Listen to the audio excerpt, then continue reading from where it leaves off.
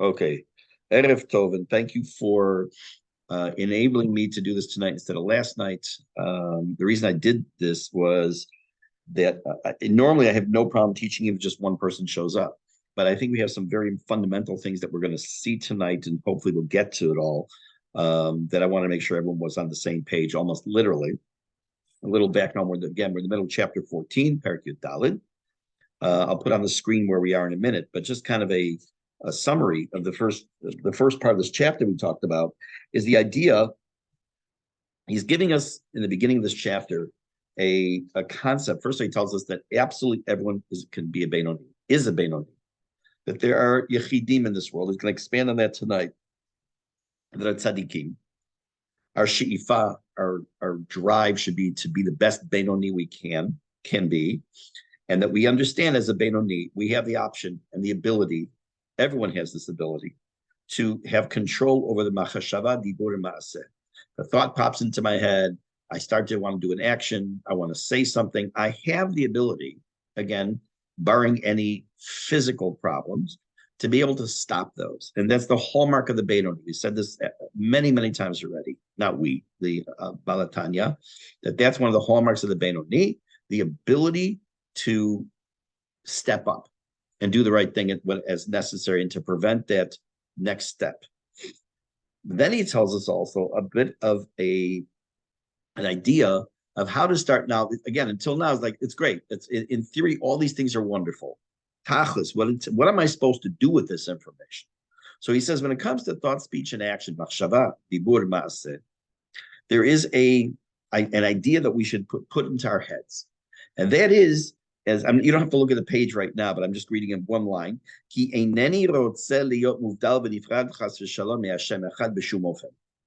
don't want to be a Russia. I don't want to be separated from Hashem, even for a moment. God forbid. Now, what does that mean? We said that when a person does an Aveira, they separate from Hashem. When you do a mitzvah, you're connecting to Hashem. We're going to see a lot more on this idea of connecting to Hashem through mitzvot a little bit later in the book. But right now, just to make it almost a binary action. You do a mitzvah, you connect to Hashem. You do an Aveira, you disconnect it from Hashem. Unfortunately, there are many people who feel, I'm going to use a word which is frum. I don't exactly know what that means, but we use your own interpretation. Religious, dati, it's a word, okay? There's an expression in Yiddish, as much as I really don't care for Yiddish, some of the expressions are really good. It says how does it go? A galach is frum, a yid is erlich, which means, what does the word frum mean? It means the equivalent of religious. So he says a galach, which is a priest. A priest can be religious, but a Jew is erlich. And there's no real word for that in English. It's more than just being a mensch. It's being yashar, but okay, whatever.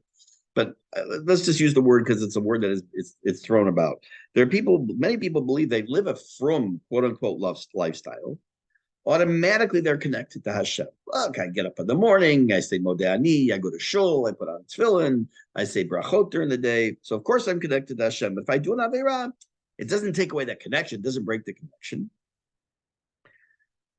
But the connection is not about lifestyle.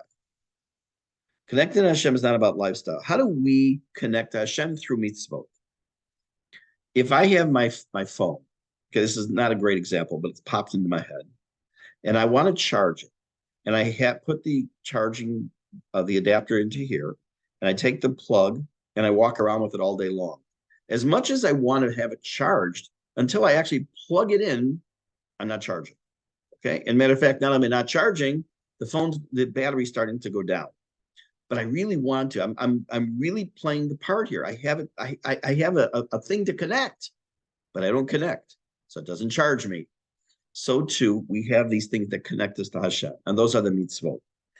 And Aveira is a disconnect from Hashem, and that's the mindset a person he says should have, that they don't want to do an Aveira, not just because they don't want to go against Hashem, but because also they don't want to disconnect from Hashem. Hashem doesn't go around saying, oh, let's see where all the frum people are in the world. He says, let me see where there's a mitzvah being done. Where's someone trying to connect to me? Come on, let's go. I want to connect to you. So we get that into our head when it comes to machashava, dibur ma'aseh. So that allows us, enables us to be a tactic we can use to say, okay, not only do I want to stop that thought from coming to my head, not only do I want to stop that ability of me to say lashon hara or to do an avera physically, but I know that it will distance me from Hashem. Why do I want to do that? Now that's true when it comes to machashava, dibur, maaseh. We're going to pick it up now, as soon as I call it on the screen, where it says next, Masha'en came bedavar hamasur lalev. Okay, then Balatani continues. Again, I don't know. Everyone has different printing. Maybe you're using it on your computer. But there should be a period just before this that says Masha'en came bedavar hamasur lalev, as opposed to something that comes when it comes to feelings. We're going to see what this means. When it comes to machashava, dibur, and maaseh, we can be proactive. We actually can take the bull by the horns. We're able to stop the machashava, dibur, and maaseh that we don't want. We know that we can say, I don't want to disconnect from Hashem because if I do this action or speech or thought, I'll disconnect from Hashem. But when it comes to feelings, that doesn't work. Let's see. Dahainu, it means to say, Shihei hara ma'us mamash belev v'sana'ui betachlit sina. That a person is at the point, and we've used this expression before, where they absolutely despise, hate that which is evil.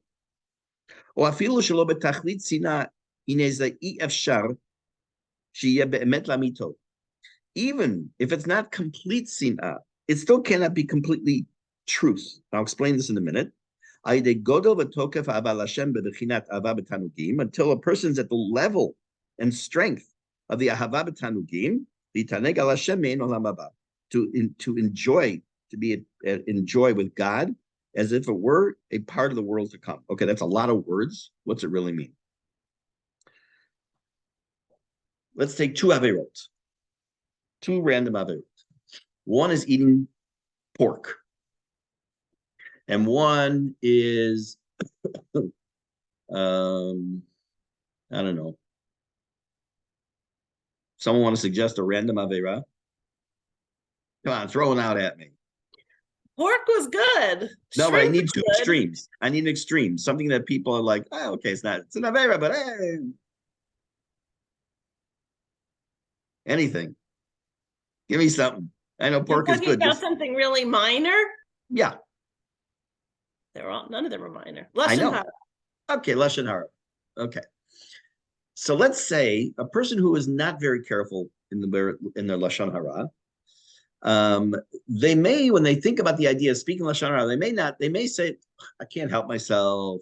It's only, everybody knows this. It's obvious.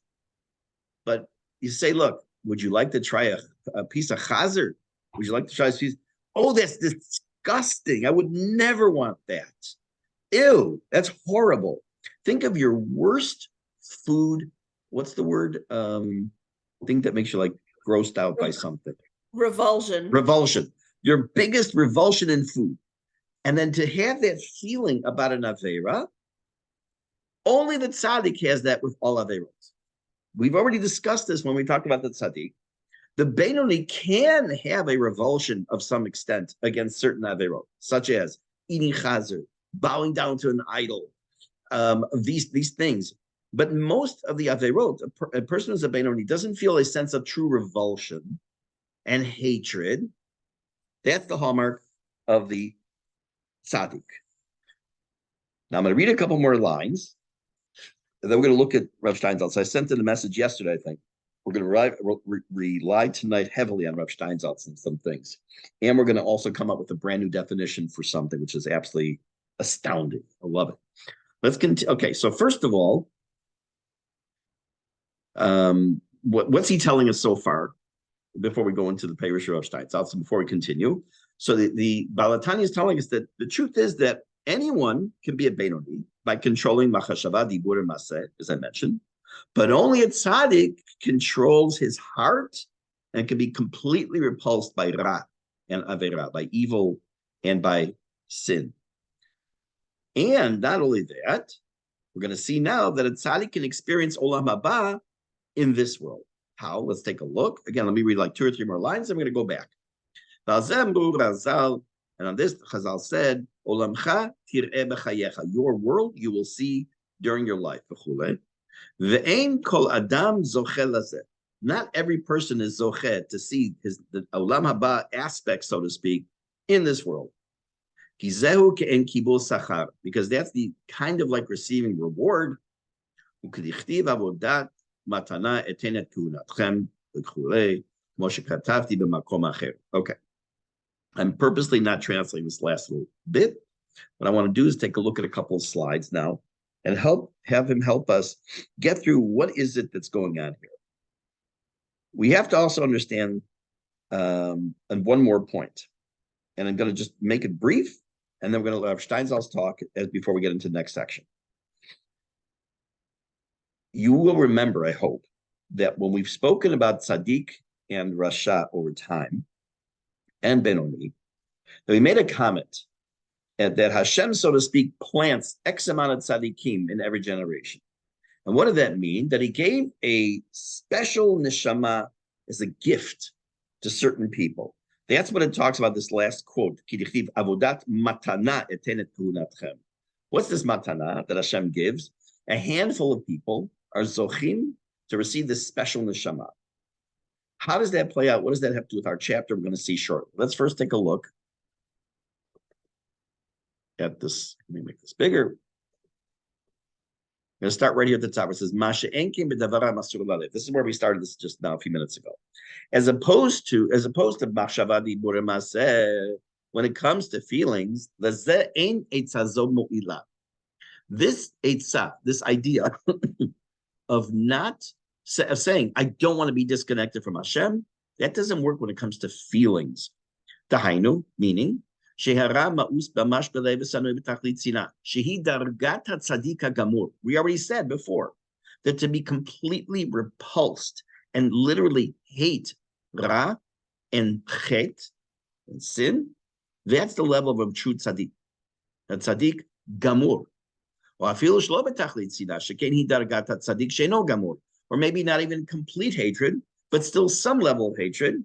But most of the time, that's the tzaddik she'eino gamor. Again, we talked about those concepts a few chapters ago. What does that mean? As will be explained in the continuation, the Benoni can be all different types of levels. He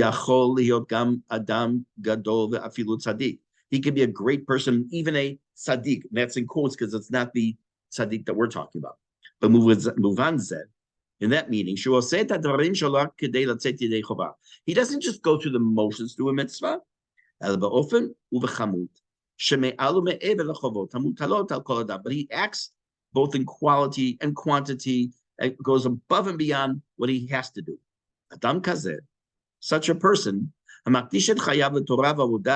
who truly he contributes, he gives up his life completely to Torah v'avodah, not just B'nai Akiva.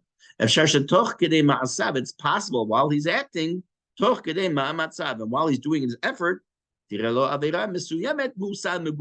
it's possible he may see a certain avera, a specific one that's just despicable to him. That he could never conceive of ever doing something like that. And still, nevertheless, he cannot get to the level of mi'us, of being revolted by some of avera, to the true level of across the board. The mi'us he feels, the revulsion,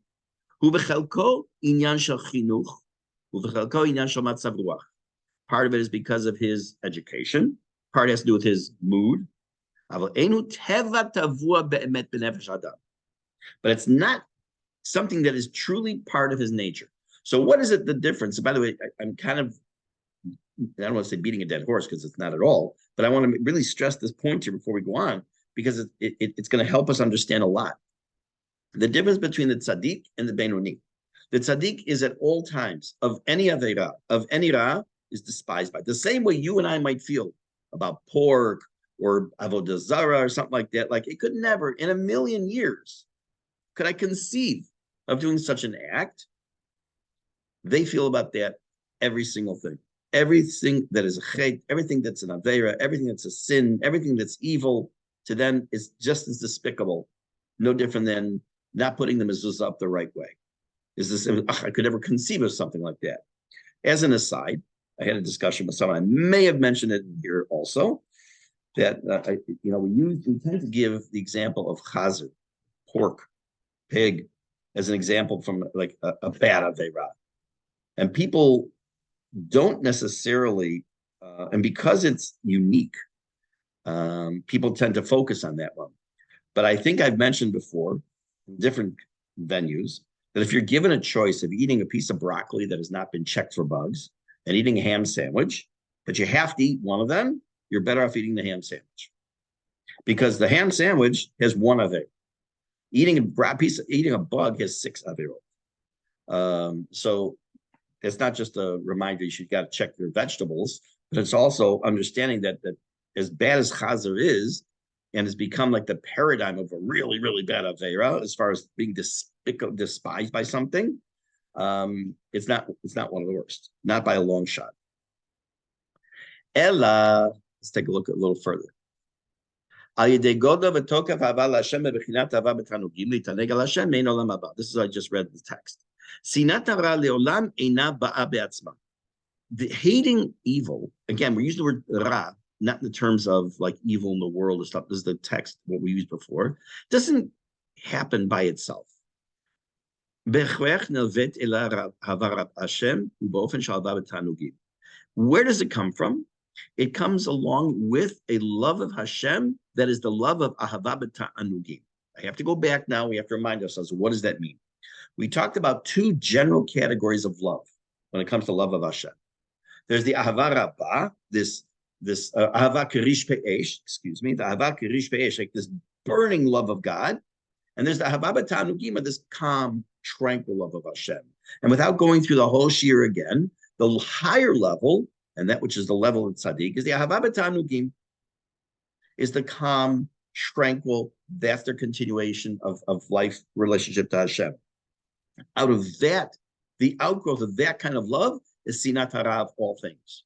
Ahavat Hashem, the sinat hara, lo yitachen shelo tiyena kshurot bezo bezo. The love of God and the hatred of Ra is impossible. They don't go hand in hand. Lo yitachen she'adam ohev et Hashem be'emet. It can't be that a person can truly, truly, truly love Hashem completely.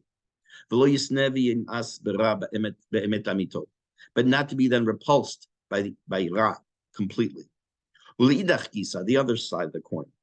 Lo yitachen she'adam adam soneh ra be'emet lo yehev et Hashem. Lachen af shepamim nideh l'adam shehu soneh u'mita'ev et hara be'emet, even though at times it may seem to the person that he truly hates evil, truly. If there's not a countermeasure of also, as much as I hate the evil and as much as I hate the ra and everything else in the chet, that's how much I also love Hashem.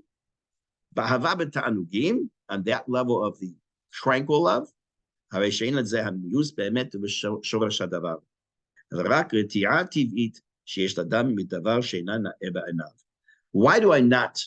am I repulsed by chazer? Is it truly because I love Hashem so much? Or is it because I've been taught, it's my chinuch, it's a horrible thing. Don't want to eat the, what's it called? Shellfish. I don't want to eat the chazer. I don't want to bow down to idols. As is anathema to me, right? That's it's ingrained into you no matter what became religious. You're not born religious. I hate that expression, from birth. There's no such thing. You're not born from. Einstein wasn't born the genius. The Chavetz Chaim wasn't born the Chavetz Chaim. He was from Radin. He became the Chavetz Chaim. Okay, but a person who was raised in a religious environment and was taught as a young age, or as an adult, that's when you came to Torah mitzvot and you're learning about things and you're taught about chazer and you're taught about shellfish, you're taught about these, and it becomes a part of who you are. It's because of your education that you don't want to have. That doesn't necessarily go hand in hand with you're saying, I don't want it because I love Hashem. It might, on occasion, but it's not completely through and through. Only when a person is really aiming, so to speak, for kedusha. Let's get that smaller. עולם הקדושה כביכול בתדר אחד, כאשר הוא מכוון אל בחינת הקדושה מצד עצמו, באופן שתשוקתו, let me just read the whole thing, שתשוקתו על הטוב, אינה צריכה לימוד, והיא משתפכת וממלאת נפשו באליה, יהי כל דבר מהנגלה, מאוס מפחיד ושנוא בעיניו. כאשר חלוקה מהותית כזו אינה קיימת בתוכו, של אדם לא תיתכן שנאת רע לאמיתת שלמות. Is kind of sort of repeating what you just said, which is, when there is not, okay, I think I showed you in this class, the thing with it, oh, maybe it was in Tanya Chapter, I don't know. The thing, y'all know it though. You have the 6 balls that are hanging, you take one, right? And you take 2 and then 2 go on the other side, right? So if there's not, with every action, an exact opposite reaction, so to speak, this the exact amount of hatred one might have for that, doing an Aveira and every Aveira, to have an exact opposite reaction of the Hava b'tanugim b'Hashem, it is Sinat Hara. It is. But it's not emet lamito. It's not the truest, purest form of sinah of ra, and therefore that person, that's only available, so to speak, to the tzaddik. And on this, the Chazal have told us, what does that mean? כלומר, שאדם יראה את עולמו האמיתי, את העולם הבא שלו, בחייו בעולם הזה. These rare people, the tzaddikim, have a peek into the world to come, even in this world. מובן זה, הדאגה של אהבה בתענוגים היא הדאגה שאדם אינו זקוק לדבר אחר. The אהבה בתענוגים level, the true tzaddik gamor, is a level of a person that doesn't need anything else. מי לי בשמיים ועמך לא חפצתי בארץ. די לו בזה שהקדוש ברוך הוא נמצא, it's enough for him to accept God exists, he's around, ודאגה זו היא בעצם מעין עונג של עולם הבא. What is עולם הבא? Again, without going to the whole everything. So it's nehenem ziva shchina, a person who basks in the glory of the shchina. Whatever else you do there, and you have free Starbucks, whatever it might be, put it aside. But it's having constant contact with Hashem in its purest form. A peek into that world, so to speak, is available into the tzaddik. Now, he's given us a little bit of background here to help us answer a couple of questions that came up at the beginning of the book. So let me give you a little background first. And then we're going to look at the next few lines. And then I hope to blow your minds with something that Rav Steinsaltz tells us. And if I don't, I don't. But this is one of the things in my book, I have like 25 exclamation points because it's just so cool. Okay, it's only 3 exclamation points, but it's cool. I'm building it up, aren't I? Okay, so let's go back to the text.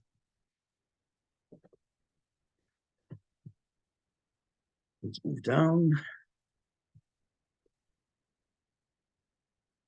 Okay. Now, in the beginning of the book, we saw that there was a quote from Eov. And that quote was very troubling. Eov says, Barata tzadikim, barata rishaim. You created tzadikim, and you created rishaim. What's the problem with that? No. It's up to me to be a tzaddik. It's up to me to be a rasha. It's my free choice. So what does the world does it mean when Eov said, you created tzaddikim and you created rishaim? And now he says, now, based on what we know about the tzaddik and the rasha, the level they can get to as a tzaddik, the level they can get to as a rasha, as a benoni, and a rasha, the feeling of mi'us, of revulsion to the chet for the tzaddik, and the not so feeling of revulsion as for chet by the benoni. Now we can understand why Eov said, Barata tzadikim, barata rishayim. Why? Uchedita betikunim. She'esh b'nishmot Yisrael kama minei madregot uv'chinot. That among the nishamot of Bnei Yisrael, there are many different levels. And they are Hasidim, Giborim, Hamitgabrim al Yitzram. When you have the pious, you have the Giborim, the strong ones who are able to overcome the Yitzhara, Merei Torah, those who enlighten the Torah, Nevi'im, prophets, Chulei, and Tzadikim. Ayin Sham. Okay. What does this mean?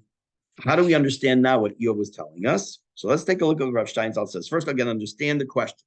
The question was, how is it that Eov could say you created Tzadikim, you created Rishayim. Because what is it he created? He didn't create the Rasha. He didn't create the Tzaddik. He created the Neshama that had the potential for. Let's see what he's talking about. Let's take a look at the next slide. And then we're going to be able to answer another question from chapter 1. No, I don't want to do that one. There.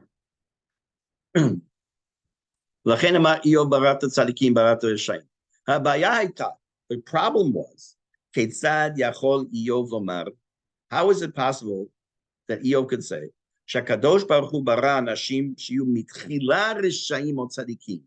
the implication of the statement that you created tzaddikim, you created rishayim, is that from the get-go, from the very beginning, you created some people that were rishayim and some that were tzaddikim. But we know, we've said that this choice, liot tzaddik or rasha, to be a pious individual or evil, that's in our hands. That's up to us, right? That's not something Hashem creates us with. But now, based on what we've explained, here's how we can understand it. Barata tzadikim. What does that mean? Barata sug shel anashim. You created a certain type of person, neshama. Sheyesh lahem et potenzial liot tzadikim.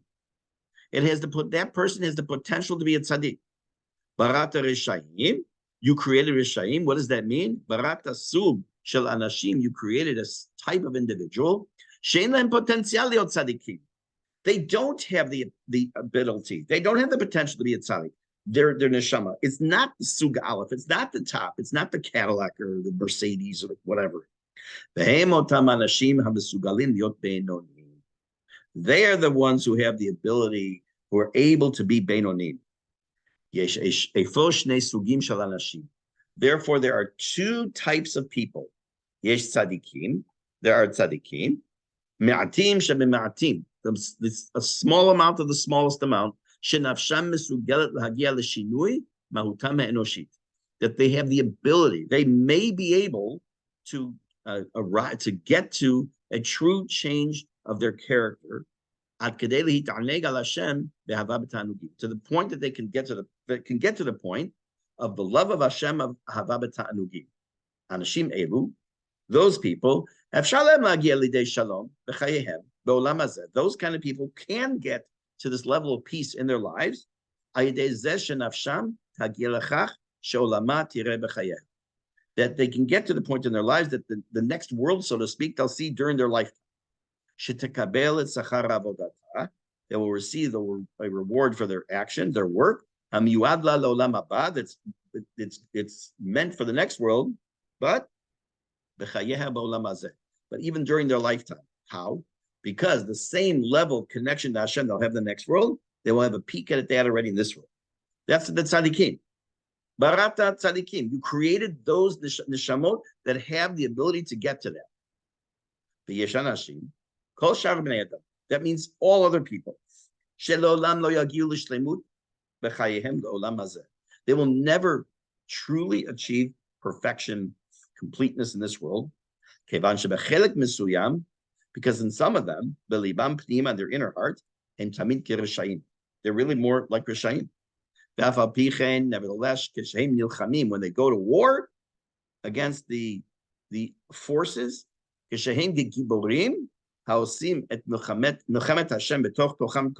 they go to battle in their machashava, in their dibur, in their maaseh against the ra, whoops, back here. They can be like tzaddikim gemurim uscharam latid lavo, and they'll get the reward in the next world. So far, what's he telling us? Let me just move this down here. I don't think we have this one yet. Yeah, we're going to go back to the text in a minute. So what do we have here now? He tells us, what does it mean when Eov said barata tzaddikim barata rishayim? He's telling us a fact of what Hashem brought into this world. The kinds of neshamot, two kinds of neshamot. The one that has the opportunity, the ability to be the greatest thing possible, and the other who can theoretically sink to the lowest level possible, or can to be Benoni.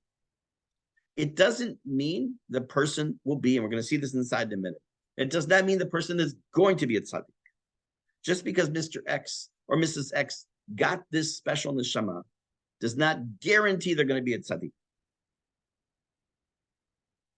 But it gives them the potential. But vast majority of other people were given the potential to be the greatest Benoni possible, but not a tzaddik.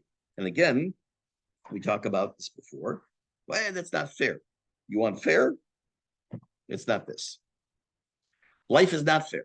That's not what it's about. Why is it that there are mitzvot that I really wish I could do? I can't do them. I'm not a Kohen. I'm not a Levi. There are other things that I can't do because I'm a man, whatever it might be. I can't, no one person we know that can do all 613 mitzvot. That's not possible. But that's not fair. Correct. We're not talking about fair. Now, we just now said, since we started tonight, number one, you can control machshava dibur ba'aseh. I don't want to disconnect from Hashem. Number two, we cannot use that logic when it comes to feelings of ahavat Hashem. It won't work to the point of really creating this true sin'ah or hatred of evil and of chet, of sin. We can get partway there. A tzaddik can get all the way there. And even by doing that, they also get a glimpse into the next world. But now we're going to answer another question. And that is from the exact beginning, of the book. Ubazeh yuvan, let me move this over. Ubazeh yuvan kefal lashon hashvua. If you remember the very, very beginning of the book, it said, Tanya, we learn in the Braita, that before a neshama is born, or goes to this world, it says that there's a shvua, mashbi'in oto. We give him a shavua. Tehi tzaddik, val tehi rasha. Now we can begin to understand the double language of this oath. Why? What's the problem? What's the problem with saying be a tzaddik and don't be a rasha? Because on the surface it would seem strange, curious. If we're already have him take an oath to be a tzaddik, if we're telling him take an oath to be a tzaddik, why does it then have to be given to take an oath and don't be a rasha?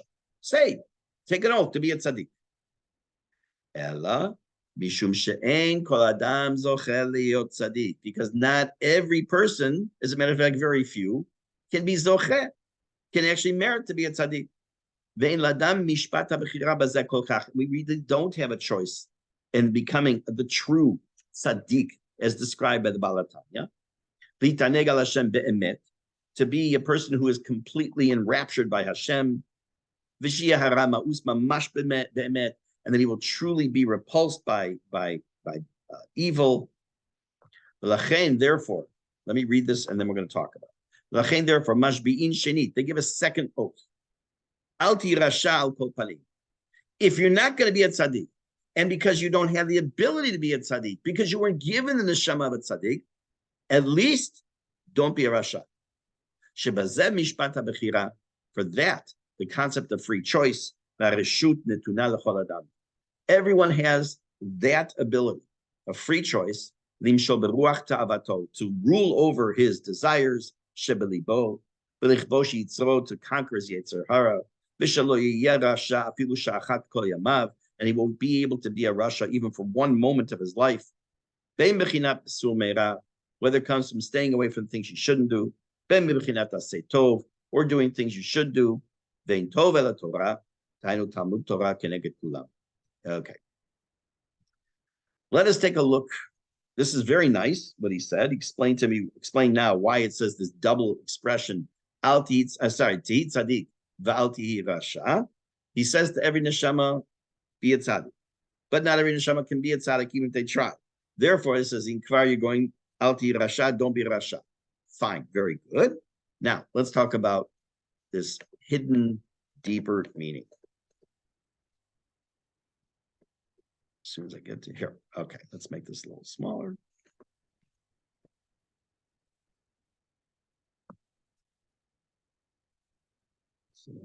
Okay. So the top line says, Shemash b'inat neshama lifnei sheyoredet laguf. The Gemara Nida, which is where we started off this entire book, 13, 14 months ago, it says that they make an oath to the neshama to take, an oath that the soul must take. before it comes into the body in this world. And the soul, the oath is, Tihi tzaddik, be righteous, be pious, al tihi rasha. Hashva'a zo eina rak drisha lehitchayvut. This oath is not just a requirement for hitchayev in English, commitment. Elegam netina shel koach adam. Listen to this very carefully. It's not just saying this is what you should do, but rather it is a statement that gives power to a person od kodem shenolad, even before he's born, lavor et hamaslul chayav utgaber hamichsholim shabehem, in order to make sure he goes on the path in his life and to overcome these pitfalls. How? How does that? It sounds like you're just taking, do this and don't do that. But he's saying, no, that statement actually gives you power. How? Listen to this. Unbelievable. Eta bitui mashbi'in, the expression that we make him take an oath, or we cause him to take an oath, yesh lavi milashon sova. We have to understand it as it's not shin bet ayin, mashbi'in, but rather masbi'in, for the word sova, to be satiated. Kamo saveh gadol, sova gadol b'chol eretz Mitzrayim, that there was a tremendous satiation, there was plenty in Egypt. Uchmama chazal madua nikra tishrei hakodesh hashvi'i. Why is Tishrei called the 7th month? Kevan shu misubah b'mitzvot, because it is filled, it is satiated with mitzvot. Shvi'i, svi'i. Shofar betocho, kippur betocho, sukkah betocho, arava betocho. There's so many mitzvot. In the 7th month, it's the shvi'i, because it's also from the word lahasbia. It is sustaining you. It is giving you, it is filling you up. Kevan shu misubah b'mitzvot. Sorry, I already did that. B'muvan zeh, masbi'im oto perusho shenotnim lo matanot. When it says, instead of just reading it as mashbi'im, they cause him to swear, the neshama, rather it means that they are giving him a present. Hashem's giving him a present. Shenotnim lo koach milamala. He's giving him power from above. K'dei la'amod b'ma'avak liot tzadik lo liot rasha. Listen to what he's saying. When it says mashbi'in oto tihi tzadik v'al tihi rasha, where do we get the strength to do what we have to do? Because not only is it a shavuah, not only is it a hitchayvut, not only is it just a commitment in life, but it's also Hashem saying, and here's the tool. I am masbi'a you. I am filling your gas tank, so to speak, with goodness. I am filling you up. I'm giving you koach. The truth, yes, that the innerness, so to speak, of every oath, whether he's swearing about himself, or others make him take an oath about something, what is it really ultimately? What does that oath do? If I say you stole something, and you say I didn't steal it, and the halakha is that you have to take an oath, what is that actually doing? It's giving koach and chizuk, it's giving strength and power to a circumstance. It's saying this is the fact. Because until now, is it his, is it not his? Was it stolen, was it not? When you take a shvu'ah in a court and you hold a Sefer Torah in your hands, that is a power. It changes the reality. Adam machlit shurot davar, a person decides they want something, and in order to strengthen that decision, in order to give it more significance, the yeter tokef, and more power or strength, he takes an oath. Moshe katuv, mishpati v'kayema lishmo mishpatei tzidkecha. Adam yachol lehisava al hamitzvot. A person can become filled, satiated with mitzvot. Kedei lekabel alav mitzvah mesuyemet. In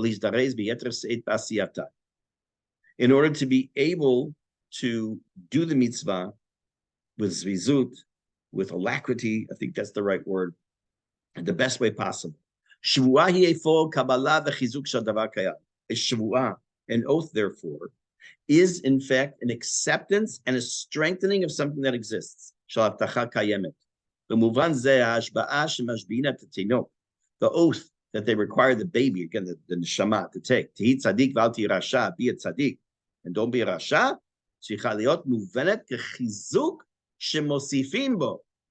It has to be understood as an idea of giving chizuk, of strengthening that's being added to this neshama, liyot tzaddik v'lo liyot rasha. This turns on its head completely the idea of what does it mean at the beginning of the book, mashbi'inoto, that they give this neshama has to take an oath. It's not just a statement that the neshama, so to speak, has to take an oath, but at the same time, it's Hashem saying, I masbi'a you.